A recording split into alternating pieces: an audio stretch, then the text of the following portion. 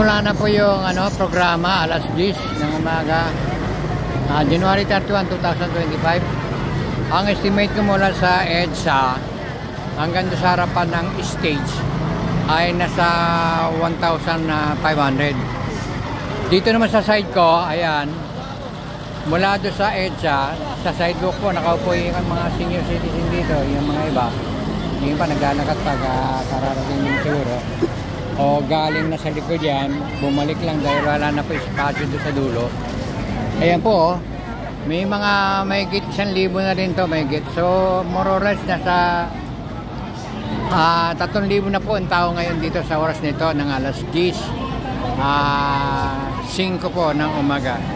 Danilo Dizon, TV reporting.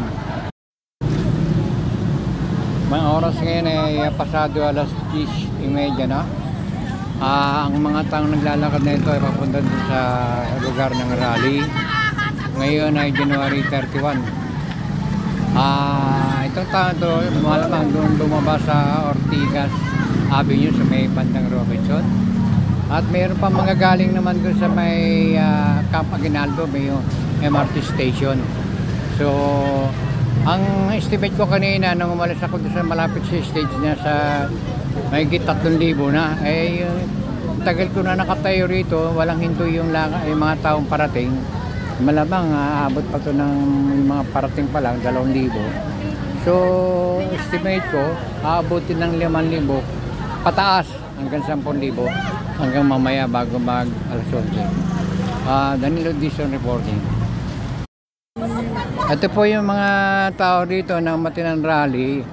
Ayun, makikita nyo sa dulo na yun, may bubungan. Yun po yung pinaka-stage, maliit na stage. Isang malaking truck trailer yon. Ayan po yung mga tao, konti dito, bakante pa oh. Ayaw ko bakit parang natakot yung tao na pumunta rito kasi ang dami kasing pulis doon. Ayun oh, sa kabila. Parang nakaarang, parang tingin ng tao, bawal tumawid. O ito yun, siguro pinapasok na yung iba, ito. Ano malog pa eh, siguro mga alas 10:40 na ngayon o mag-alas 11 na. O ito, ay walang nakatayong tao rito. Yung nasa harapan ng stage, mga 600 pa lang yan. Yung iba, konti lang naman yung nasa gilid dito. Ang bihira naman, itong mga pulis na ito, sa gabal din itong mga ito eh. O, pumunta na naman dito, umalo pa. Ay, ang daming tao sa kabila, doon sila nakatayo eh. Ewan ko kung nainitan lang sila, pero kasi maraming puno doon.